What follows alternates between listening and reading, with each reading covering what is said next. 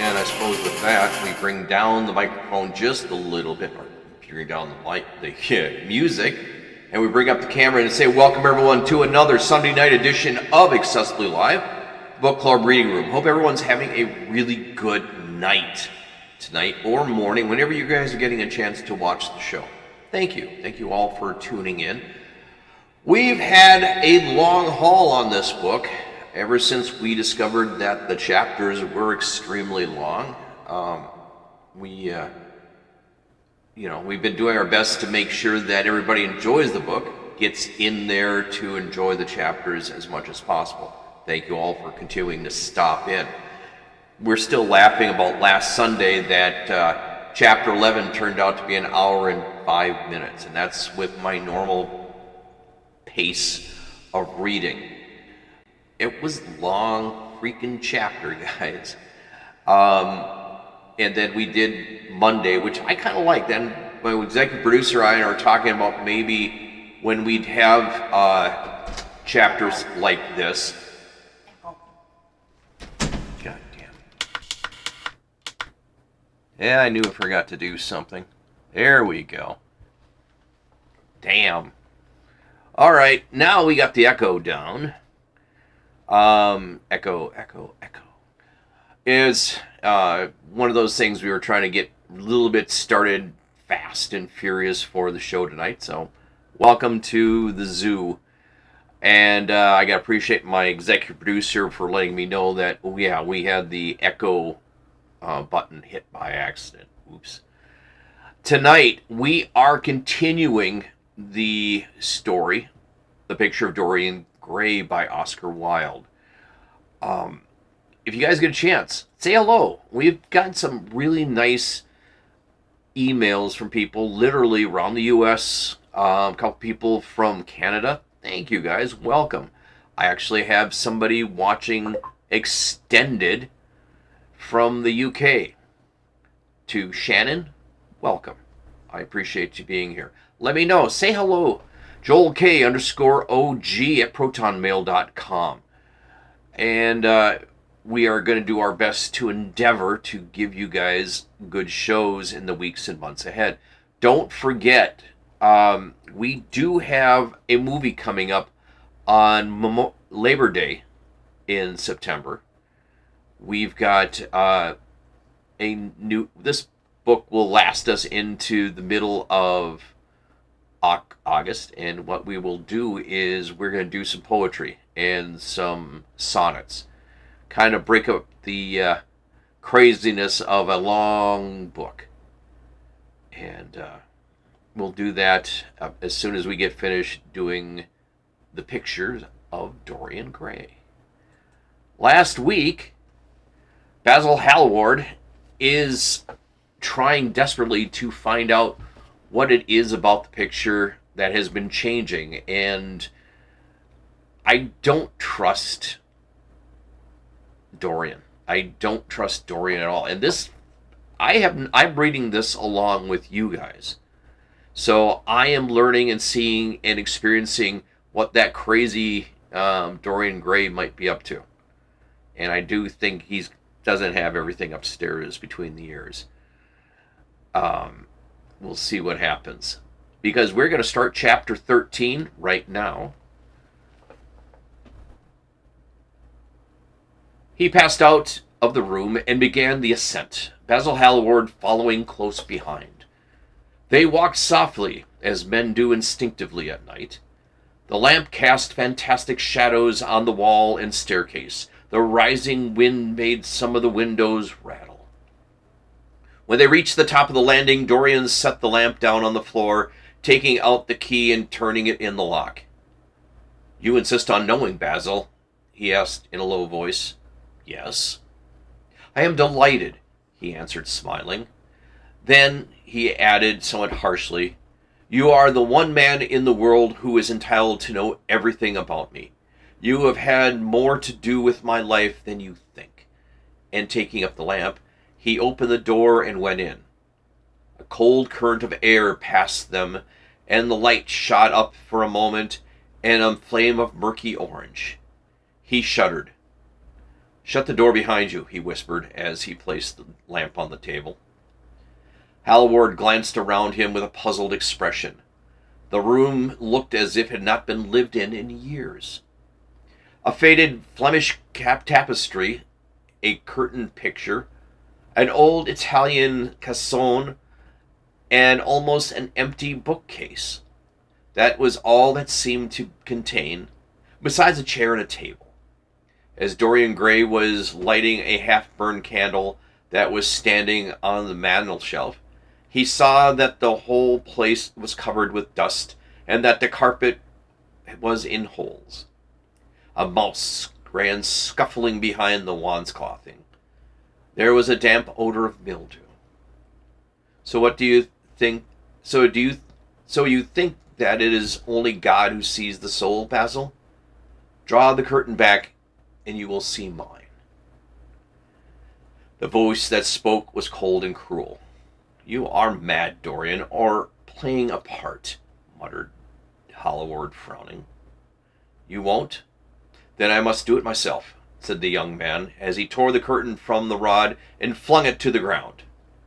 An exclamation of horror broke from the painter's lips as he saw in the dim light the hideous face on the canvas grinning at him. There was something in the expression that filled him with disgust and loathing. Good heavens, it was Dorian Gray's own face that he was looking at. The horror, whatever it was, had not yet completely spoiled the marvelous beauty. There was still some gold in the thinning hair and some scarlet on the sensual mouth. The sodden eyes that kept the loveliness of their blue, the noble curves had not yet completely passed away from the chiseled nostril and the plastic throat. Yes, it was Dorian himself, but who had done it?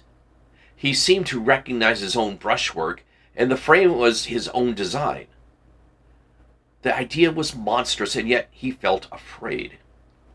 He seized the lighted candle and held it to the picture. In the left-hand corner was his own name, traced in long letters in bright vermilion. It was some foul parody, some infamous, ignoble satire. He had never done that. Still, it was his picture. He knew it, and he felt as if his blood had changed at the moment from fire to sluggish ice. His own picture. What did it mean? Why had it altered?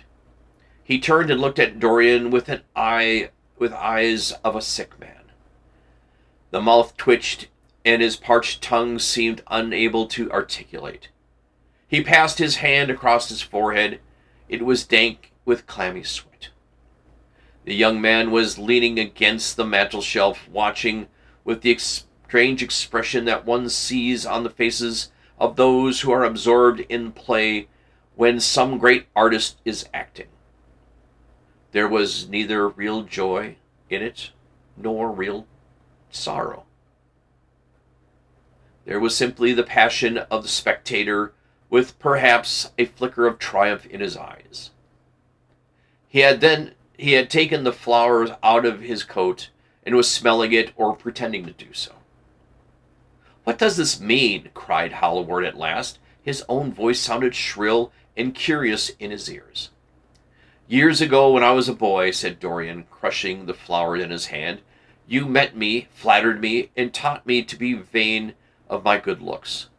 One day you introduced me to your friend of yours, who explained to me the wonder of youth, and you finished the portrait of me that revealed to me the wonder of beauty. In a mad moment that, even now, I don't know whether I regret it or not, I made a wish. Perhaps you would call it a prayer. I remember it. Oh, how well I remember it. No, the thing is impossible. The room is damp. Mildew has gotten to the canvas. The paints I used had some wretched mineral poison in them. I tell you that the thing is impossible. Ah, what is impossible? Murmured the young man, going over to the window, leaning his forehead against the cold, mist-stained glass. You told me you had destroyed it. I was wrong. It has destroyed me. I don't believe it is my picture. Can't you see your ideal in it? Said Dorian bitterly. My ideal, as you call it. As you called it. There was nothing evil in it, nothing shameful. You were to me an ideal as shall I never meet again. This is the face of a satyr. It is the face of my soul. Christ, what a thing I must have worshipped. It is the eyes of the devil.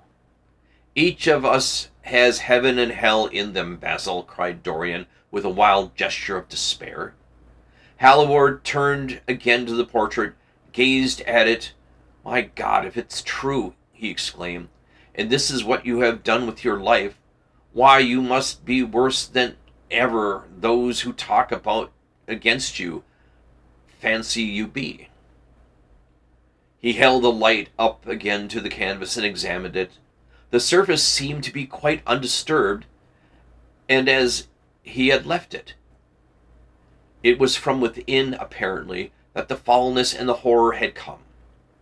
Through some strange quickening in the inner life of the leprosies of sin were slowly eating the thing away. The rotting of the corpse in a watery grave was not so fearful. His hand shook, and the candle fell from the socket on the floor and lay there sputtering. He placed his foot on it and put it out. Then he flung himself into the rickety chair and was standing by the table, buried his face in his hands. Good God, Dorian, what a lesson! What an awful lesson! There was no answer, but he could hear the young man sobbing at the window. Pray, Dorian, pray, he murmured. What is it that one was taught to say in one's boyhood? Lead us not into temptation. Forgive us our sins. Wash away our iniquities. Let us say that together. The prayer of your pride has been answered. The prayer of your repentance will be answered also. I worship you too much. I am punished for it. You worshipped yourself too much. We are both punished. Dorian Gray turned slowly around and looked at him with tear-dimmed eyes. It is too late, Basil, he faltered. It is never too late, Dorian. Let us kneel down and try if we cannot remember a prayer. Isn't there a verse somewhere? Though your sins be as scarlet, yet I will make them as white as snow. Those words mean nothing to me now. Hush, don't say that. You have done enough evil in your life. My God, don't you see that accusing thing leering at us? Dorian Gray glanced at the picture, and suddenly an uncontrollable feeling of hatred for Basil Hallward came over him, as though it had been suggested to him by the image on the canvas, whispering in his ear by those grinning lips. The mad passions of hunted animals stirred within him, and he loathed the man who was seated at the table. More than in his whole life he had ever loathed anything. He glanced wildly around. Something glimmered at the top of a painted chest that faced him. His eye fell on it. He knew what it was. It was a knife that he had brought up someday to cut a piece of cord, and had forgotten to take it away with him. He moved slowly towards it, passing Hallward as he did so. As soon as he got behind it, he seized it and turned around. Hallward stirred in his chair, as if beginning to rise. He rushed at him and dug the knife into the great vein that is behind the ear, crushing the man's head down on the table, stabbing again and again. There was a stifled groan, a horrible sound of someone choking up with blood. 3 times the outstretched arms shot up convulsively, waving grotesque, stiff-fingered hands in the air. He stabbed him twice more, but the man did not move. Something began to trickle on the floor. He waited for a moment, still pressing the head down. Then he threw the knife on the table and listened. He could hear nothing but the drip, drip on the threadbare carpet. He opened the door and went out onto the landing. The house was absolutely silent. No one was about. For a few seconds he stood bending over the balustrade and peering down into the black, seething well of darkness. Then he took out the key and returned to the room, locking himself in as he did so. The thing was still seated in the chair, straining over the table with bowed head and humped back and long, fantastic arms. Had it not been for the red, jagged tear in the neck and the clotted black pool that was slowly widening on the table, one would have said that the man was simply asleep. How quickly it had all been done. He felt strangely calm and, walking over to the window, opened it and stepped out onto the balcony. The wind had blown the fog away, and the sky was like a monstrous peacock's tail, starred with a myriad of golden eyes. He looked down and saw the policeman going his rounds and flashing his long beam of his lantern on the doors of the silent houses. The crimson spot of the prowling hansom gleamed at the corner and vanished. A woman in a fluttering shawl was creeping slowly by the railings, staggering as she went. Now and then she stopped and peered back. Once she began to sing in a hoarse voice. The policeman strolled over and said something to her. She stumbled away, laughing. A bitter blast swept across the square. The gas lamps flickered and became blue, and the leafless trees shook their black iron branches to and fro. He shivered and went back, closing the window behind him. Having reached the door, he turned the key and opened it. He did not even glance at the murdered man. He felt that the secret of the whole thing was not to realize the situation. The friend who had painted the fatal portrait to all of his miseries had gone out of his life. That was enough. Then he remembered the lamp.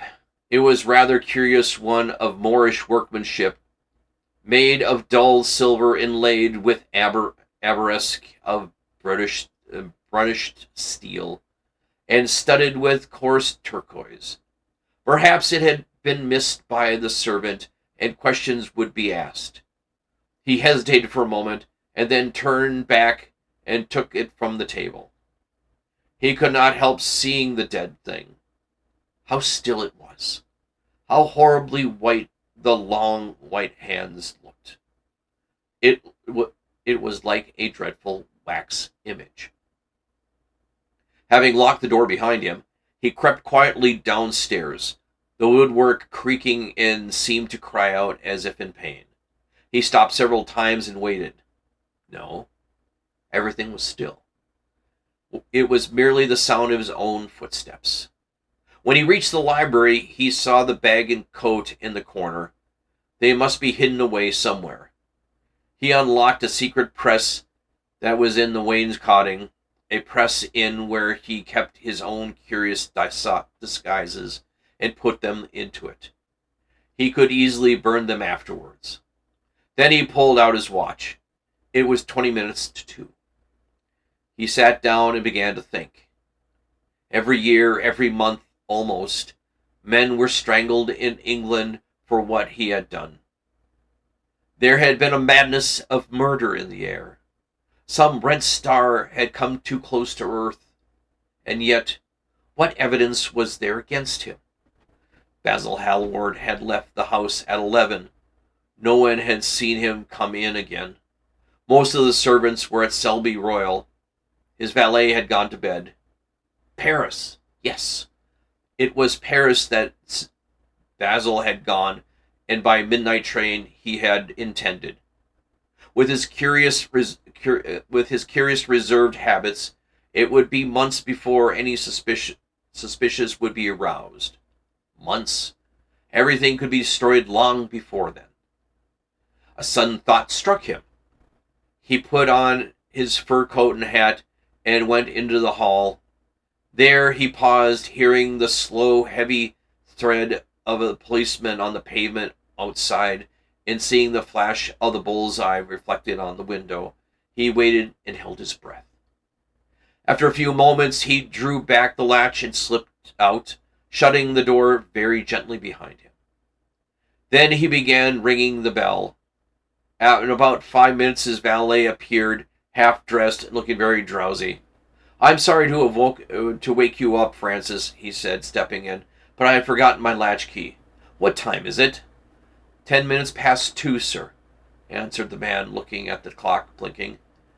10 minutes past 2? How horribly late. You must wake me at 9 tomorrow. I have some work to do." "All right, sir."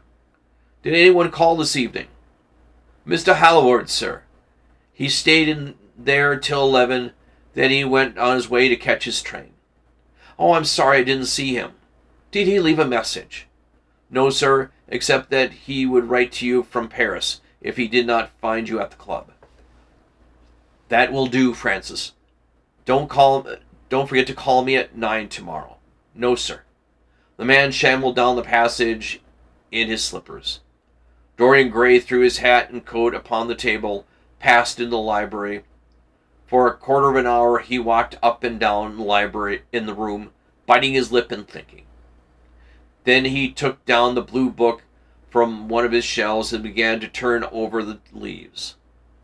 Alan Campbell, 152 Hertford Street, Mayfair. Yes, that was the man he wanted. Chapter 14. At 9 o'clock the next morning, his servant came in with a cup of chocolate in a tray and opened the shutters. Dorian was sleeping quite peacefully, lying on his right side, with one hand underneath his cheek. He looked like a boy who had been tired out with play or study. The man had touched him twice on the shoulder before he woke, and he turned his eyes with a faint smile, crossed his lips, as though he had been lost in some delightful dream. And yet he had not dreamed at all. His night had been untroubled by any images of pleasure or of pain. But youth smiles without any reason. It is one of its chiefest charms. He turned around and, leaning on his elbow, began to sip his chocolate. The mellow November sun came streaming into the room. The sky was bright, and there was a genial warmth in the air. It was almost like morning in May. Gradually, the events of the preceding nights crept with silent, blood-stained feet into his brain, and reconstructed themselves there with terrible distinctiveness. He winced at the memory of all that he had suffered, and for a moment that same curious feeling of loathing for Basil Hallward that had made him kill him as he sat in his chair came back to him, and he grew cold with passion. The dead man was still sitting there, too, in the sunlight now. How horrible that was. Such hideous things were for the darkness, not for the day. He felt as if he brooded on what had gone through this would sicken or grow mad. There were sins whose fascination was more in the memory than in the doing of them. Strange triumphs that gratified the pride more than the passions, and gave to the intellect a quickened sense of joy greater than joy they brought or could ever bring to the senses. But this was not one of them. It was a thing to be driven out of the mind, to be drugged with poppies, to be strangled least with the strangle oneself. When 1/2 hour struck, he passed his hand across his forehead, and then he got up hastily and dressed himself with even more than his usual care, giving a good deal of attention to the choice of his necktie and scarf pin, and changing his rings more than once. He spent a long time also over breakfast, tasting the various dishes, talking to his valet about some new liveries that he was thinking of getting made for the servants at Selby, and going through the correspondence. At some of the letters he smiled. 3 of them bored him. One he read several times over and tore it up, with a slight look of annoyance on his face. That awful thing, a woman's memory, as Lord Henry had once said. After he had drunk a cup of black coffee, he wiped his lips slowly with a napkin, motioned to his servant to wait, and going over to the table, he sat down and wrote 2 letters. One he put in his pocket, the other handed to his valet. Take this round to 152 Hertford Street, Francis, and if Mr. Campbell is out of town, get his address. As soon as he was alone, he lit a cigarette and began sketching upon a piece of paper, drawing first flowers and bits of architecture, and then human faces. Suddenly he remarked that every face he drew seemed to have a fantastic likeness to Basil Hallward. He frowned, and getting up, went over to the bookcase and took out a volume to hazard. He was determined that he would not think about what had happened until it became absolutely necessary that he should do so. When he had stretched himself on the sofa, he looked at the title page of the book. It was Gautier's Émaux de Caméllias, Chaptier's Japanese paper edition, with the Jacquemart etching. The binding was of citron green leather, with a design of gilt trellis work and dotted pomegranates. It had been given to him by Adrian Singleton. As he turned over the pages, his eyes fell on a poem about the hand of La Cernée, a cold yellow hand, du sapellis encore mal valet, with its downy red hairs and its dogits au fond. He glanced at his own white, taper fingers, shuddering slightly in spite of himself, and passed on until he came to those lovely stanzas upon Venice. Sur un gamin traumatique, le sein de Paris ruisselante, la Venise de la Adriatique, saute de l'air son corps rose en blanc.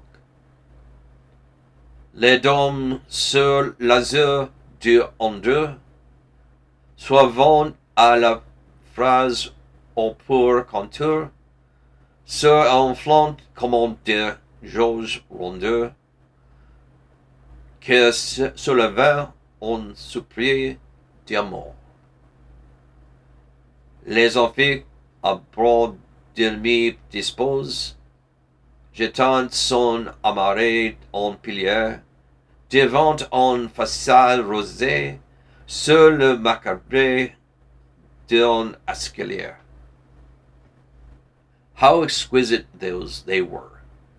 As one read one seemed to be floating down the green waterways of Pink and Pearl City, and seated in a black gondola with silver prow and trailing curtains.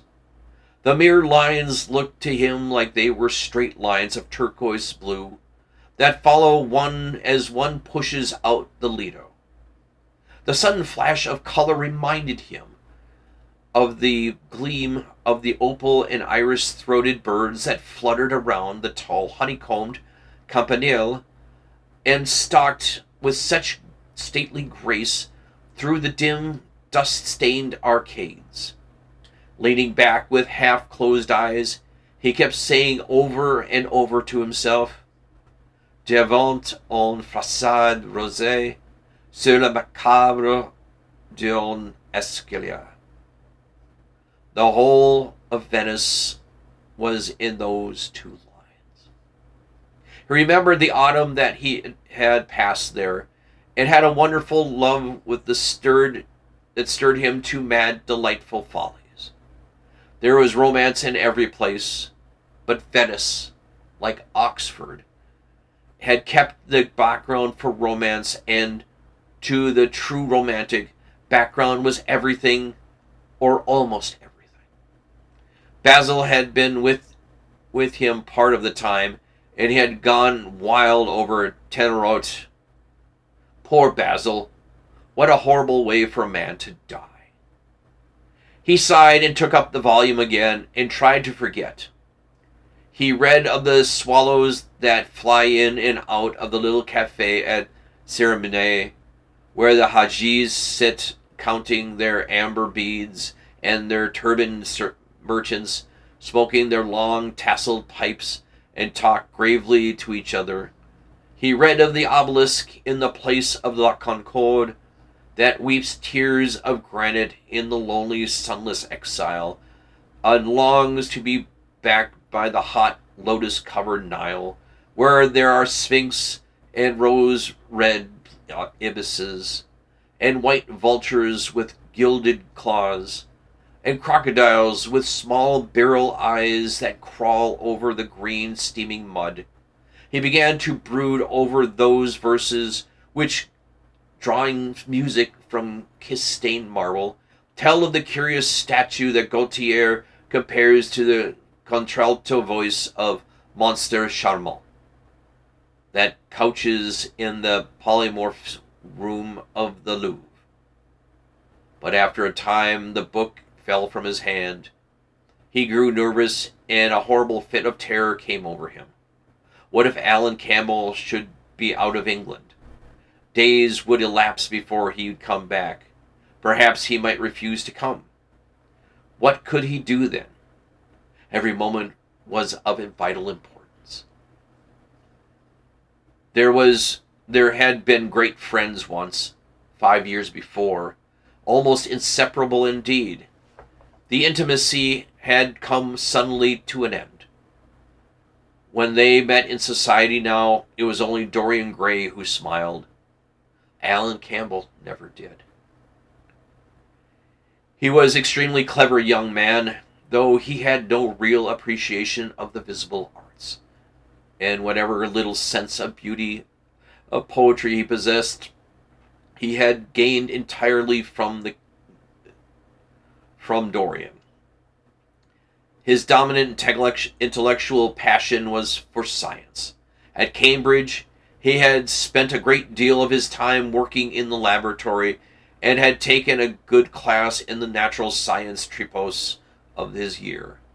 Indeed, he was still devoted to the study of chemistry and the laboratory of his own, in which he used to shut himself up day long, greatly to the annoyance of his mother, who had set her heart on his standing for Parliament, and had a vague idea that a chemist was a person who made up prescriptions.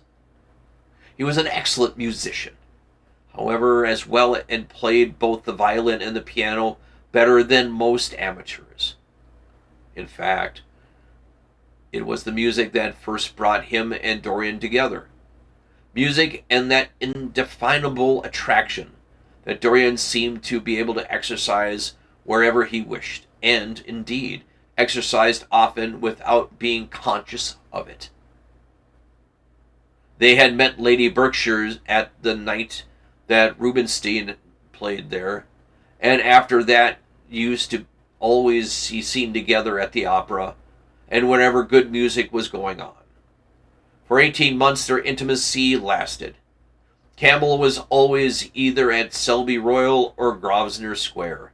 To him, as to many others, Dorian was the type of everything that is wonderful and fascinating in life. Whether or not quarrel had taken place between them, no one ever knew. But suddenly people remarked that they scarcely spoke when they met, and that Campbell seemed always to go away early from any party at which Dorian was present. He had too changed, was strangely melancholy at times, appeared almost to dislike hearing music, and would never himself play, given to his excuse, when he was called upon, that he was so absorbed in science that he had no time left in which to practice. This was certainly true. Every day he seemed to become more interested in biology, and his name appeared once or twice in some of the scientific reviews in connection with certain curious experiments. This was the man Dorian Gray was waiting for. Every second he kept glancing at the clock. As the minutes went by, he became horribly agitated. At last he got up and began to pace up and down the room, looking at a beautiful caged thing. He took long, stealthy strides. His hands were curiously cold. The suspense became unbearable. Time seemed to him to be crawling with feet of lead, while he by monstrous winds was being swept towards the jagged edge of some black cleft of precipice. He knew what he was waiting for him, saw it indeed, and shuddered, crushing with dank hands his burning lids, as though he would have robbed the very brain of sight and driven the eyeballs back into their cave. It was useless.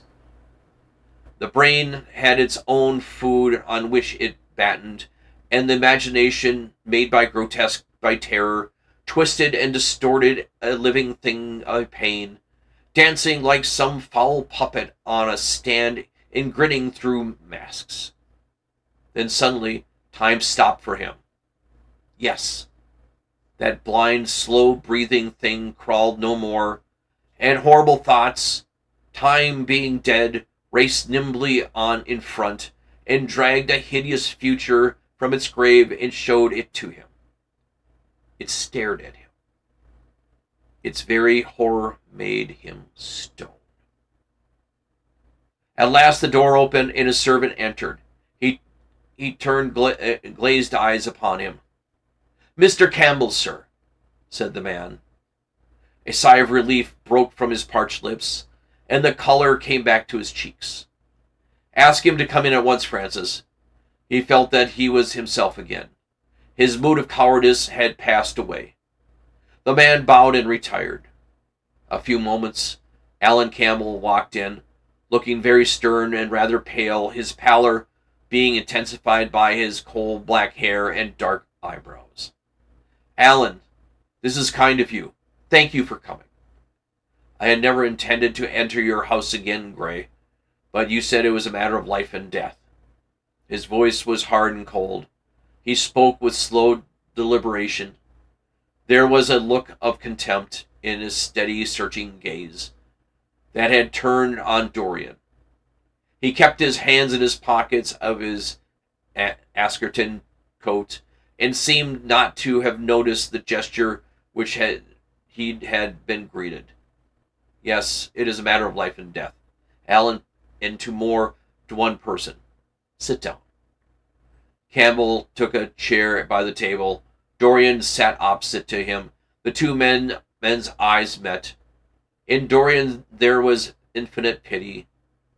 He knew that he was going to do was dreadful. After a strained moment of silence, he leaned across and said very quietly, but watching the effect of each word upon the face of him, he went in and said for Alan, in a locked room at the top of this house, a room to which nobody but myself has access, a dead man is seated at a table. He has been dead 10 hours now. Don't stir. Don't look at me like that. Who the man is, why he is dead, how he died, are matters that you do not concern you. What you have to do is this. Stop, Gray. I don't want to know anything further. Whether what you have told me is true or not doesn't concern me. I entirely decline to be mixed up in your life. Keep your horrible secrets to yourself. They don't interest me anymore. Alan, this will have to interest you. This one will have to interest you. I am awfully sorry for you, Alan, but I can't help myself. You are the one man who is able to save me. I am forced to bring you into the matter. I have no option, Alan. You are scientific. You know about chemistry and things of that kind. You have made experiments. What you have got to do is to destroy the thing that is upstairs. To destroy it so it is not vestige of that will be left. Nobody saw this person come into the house. Indeed, at present, he is supposed to be in Paris. He will not be missed for months. When he is missed, there will be no chance of him being found here. You, Alan, must change that him, and everything that belongs to him, into a handful of ashes, that I may scatter in the air. You are mad, Dorian. Ah, I was waiting for you to call me Dorian.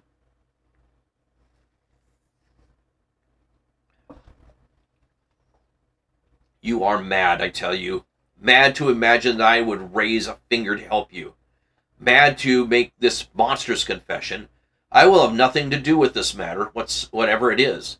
Do you think that I'm going to peril my reputation for you? What is it that makes you... What is it to me what devil's work you were up to? It was suicide, Alan.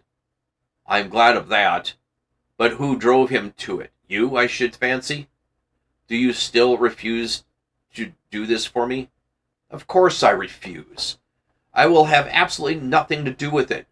I don't care what shame comes to you. You deserve it all. I should not be sorry to see you disgraced, publicly disgraced. How dare you ask me, of all men in the world, to mix myself up in this horror? I should have thought you would have more people's characters. Your friend Lord Henry Wotton can't have taught you much about psychology, whatever else he has taught you. Nothing will induce me to stir a step to help you. You have come to the wrong man. Go to some of your friends. Don't come to me.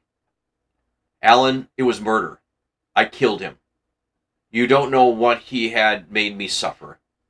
Whatever my life is, he had more to do with the making or marring of it than poor Harry has had. He may not have intended it, but the result was the same. Murder? Good God, Dorian! Is that what has come to?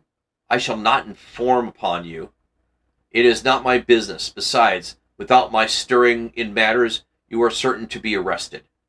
Nobody ever commits a crime without doing something stupid. But I will have nothing to do with it. You must have something to do with it. Wait for a moment. Listen to me. Only listen, Alan. All I ask of you is to perform a certain scientific experiment. You go to hospitals and dead houses, and the horrors that you do there don't affect you. If it's some hideous dissecting room or fetid laboratory, you have found this man on a leaden table with red gutters scooped out for the blood to flow through. You would simply look upon him as an admirable subject. You would not turn a hair. You would, contrary, not believe that you were doing anything wrong. On the contrary, you would probably feel that you were benefiting the human race, or increasing the some knowledge of the world, or gratifying intellectual curiosity, or something of that kind. What I want you to do is merely what you have done before. Indeed, to destroy a body must be far less horrible than what you are accustomed to work. And remember, it is the only piece of evidence against me. If it is discovered, I am lost. and it is sure to be discovered unless you help me. I have no desire to help you. You forget that. I am simply indifferent to the whole thing. This has nothing to do with me. Alan, I entreat you. Think of the position I am in. Just before you came, I almost fainted with terror. You may know terror yourself someday. No, don't think of that. Look at the matter purely from a scientific point of view. You don't inquire where dead things on the experiment come from.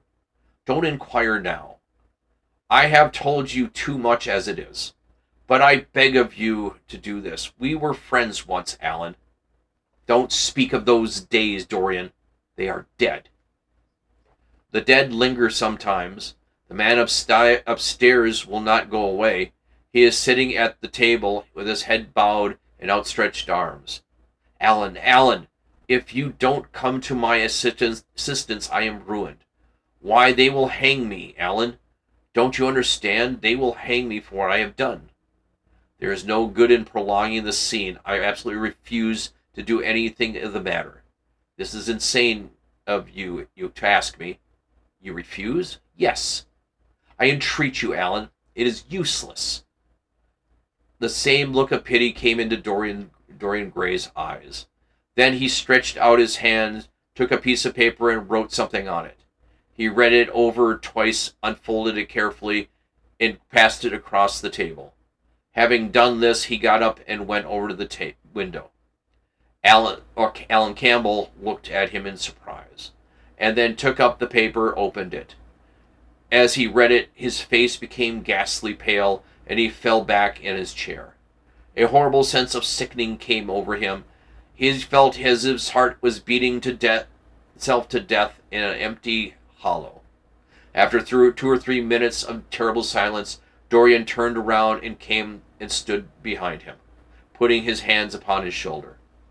I am so sorry for you, Alan, he murmured, but you leave me no alternative. I have written a letter already. Here it is. You've seen me address, and don't help me, I will send it. If you don't help me, I will send it. You know the rest will be. But you are going to help me. It is impossible for you to refuse now. I tried to spare you. You will do me the justice to admit it. You were stern, harsh, and offensive. You treated me as no man has ever dared to treat me. No living man, at any rate. I bore it all. Now it is for me to dictate terms. Campbell buried his face in his hands, and a shudder passed through him. Yes, it is my turn to dictate terms, Alan. You know what they are. The thing is quite simple. Come, don't work yourself into a fever. The thing has to be done. Face it and do it. A groan broke from Campbell's lips, and he shivered all over. The ticking of the clock on the mantelpiece seemed to be the dividing time between separate atoms of agony, each of which was too terrible to be borne. He felt as if an iron lung was being slowly tightened around his forehead, as if great disgrace with which he had been entreated had already come upon him. His hand upon his shoulder weighted like the hand of lead. It was intolerable. It seemed to crush him. Come, Alan, you must decide at once. I cannot do it, he said mechanically, as though the words altered them things. You must. You have no choice. Don't delay. He hesitated a moment. Is there a fire in the room upstairs? Yes, there is a gas fire with asbestos. I shall have to go home and get some things with the laboratory. No, Alan, you must not leave the house. Write out on a sheet of notepaper what you want, and my servant will take a cab and bring the things to you. Campbell scrawled a few lines, blotted them, and addressed the envelope to his assistant. Dorian took the note up, read it carefully. Then he rang the bell and gave it to his valet with orders to return as soon as possible, to bring the things with him. As the hall door shut, Campbell started nervously, and was having to get up from his chair and went over to the chimney piece. He was shivering with the kind of ague. For nearly 20 minutes, neither of the men spoke. A fly buzzed noisily about the room, and the ticking of the clock was like the beat of a hammer. As the chime struck 1, Campbell turned around and, looking at Dorian, saw his eyes were filled with tears. There was something in the purity and refinement of that sad face that seemed to encourage him. "You are infamous, oh, absolutely infamous," he muttered. "Hush, Alan. You have saved my life." "Your life? Good heavens. What a life that is. You have gone from corruption to corruption, and now you have culminated in crime. In doing what I am doing, what you force me to do, it is not your life that I am thinking." "Ah, Alan," murmured Dorian with a sigh, "I wish you had 1,000th part of pity for me for what I have for you." He turned away as he spoke and stood looking out at the garden. Campbell made no answer. About 10 minutes, a knock came to the door, and the servant entered carrying a large mahogany chest of chemicals, with a long coil of steel, platinum wire, and 2 rather curious-shaped iron clamps. "Shall I leave the things here, sir?" he asked Campbell. "Yes," said Dorian, "and I'm afraid, Francis, that I have another errand for you. What is the name of the man at Richmond who supplies Shelby with orchids?" "Hardin, sir." "Yes, Hardin. You must go down to Richmond at once, see Hardin personally, and tell him to send twice as many orchids as I ordered, and to have as few white ones as possible. In fact, I don't want any white ones. It is a lovely day, Francis, and Richmond is a very pretty place. Otherwise, I wouldn't bother about it." "No trouble, sir. At what time shall I be back?" Dorian looked at Campbell. "How long will your experiment take, Alan?" he said in a calm, indifferent voice. The presence of the third person in the room seemed to give him extraordinary courage. Campbell frowned and bit his lip. "It will take about 5 hours," he answered. "It will be time enough if you are back about 7:30, Francis. Or stay. Just leave my things out for dressing, and you can have the evening to yourself. I am not dining at home, so I shall not want you." "Thank you, sir," said the man, leaving the room. "Now, Alan, there is not a moment to be lost. How heavy this chest is. I'll take it for you. You bring the other things." He spoke rapidly and in an authoritative manner. Campbell felt dominated by him. They left the room together. When they reached the top of the landing, Dorian took out the key and turned it in the lock. Then he stopped, and a troubled look came across his eyes. He shuddered. "I don't think I can go in, Alan," he murmured. "It is nothing to me. I don't require you," said Campbell coldly. Dorian half opened the door. As he did so, he saw the face of his portrait leering in the sunlight. On the floor in front of it, the torn curtain was lying.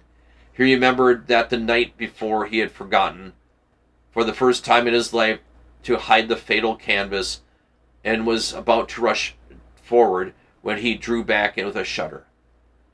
What was the lonesome red dew that gleamed, wet and glistening, on one of the hands, as though the canvas had sweated blood? How horrible it was!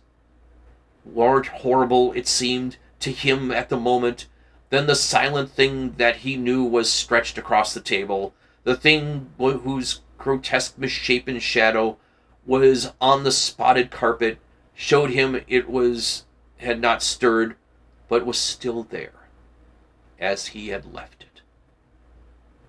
He heaved a deep breath, opened the door a little wider, and with half-closed eyes and averted head, walked quickly in, determined he would not look at once at the dead man.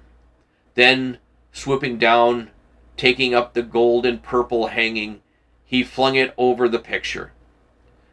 There he stopped, feeling afraid to turn around, and his eyes fixed themselves onto intricacies of the pattern before him. Then he heard Campbell bringing the heavy chest, and the irons and the other things that he was required for his dreadful work. He began to wonder if he and Basil Hallward had ever met, and if so, what they thought of each other. "Leave me now," he said in a stern voice behind him. He turned and hurried out, just conscious that the dead man had been thrust back in his chair and that Campbell was gazing into the glistening yellow face. As he was going downstairs, he heard the key turn in the lock. It was long after 7 when Campbell came back into the library. He was pale, but absolutely calm. "I have done what you have asked me to do," he muttered. "And now goodbye. Let us never see each other again." "You have saved me from ruin, Alan. I cannot forget that," said Dorian simply. As soon as Campbell had left, he went upstairs.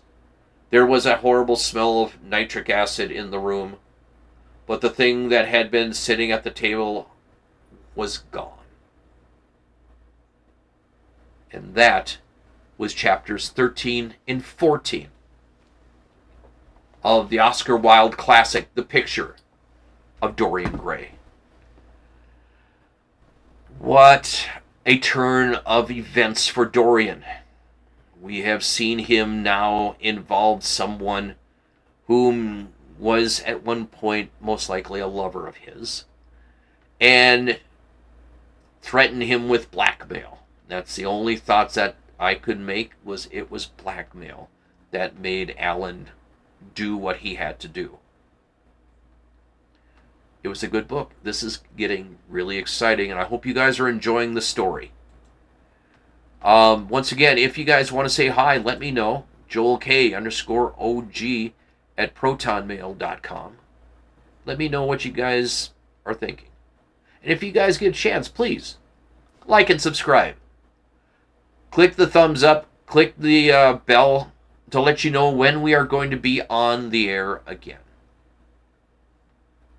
Next week, we will continue with the Picture of Dorian Gray, chapters 15 and 16 here on the show.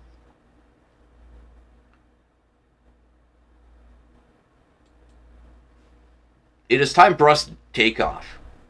I appreciate everyone who stops in on a regular basis watching the show here and on YouTube.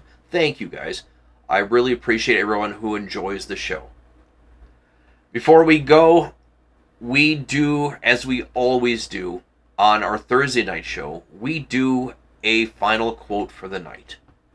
And this one from a man of good, a man of peace. A final quote from the Dalai Lama. "People take different roads seeking fulfillment and happiness. Just because they are not on your road doesn't mean they are lost. People take different roads seeking fulfillment and happiness. Just because they are not on your road doesn't mean they are lost."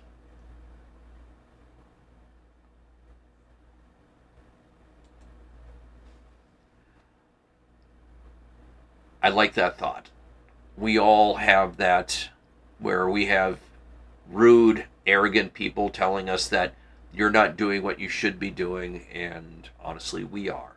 I am, you are. We're all doing as we are supposed to, because it is our choice. Kind of like when reading public domain books, or books that certain organizations tell you you shouldn't be reading because they're not right for you. Who's to say they're right or wrong? You guys have every right, every conviction to tell somebody like that to go stick it. Because you have the right to read or not to read. That is the question. A little bit of Shakespeare there for you. But it is time for us to go. This is Accessibly Live, the book club reading room, every single Sunday, both here on Twitch and YouTube. And I appreciate everyone stopping in on a regular basis. Time to get out of here. Be well, be safe, be kind.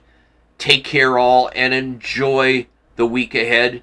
If you're suffering with heat and humidity like we are in northern Minnesota, I hope you guys are staying well hydrated and staying safe. If you're down south, be careful of storms around the country, around North America. Thank you all, everybody who watches around the world.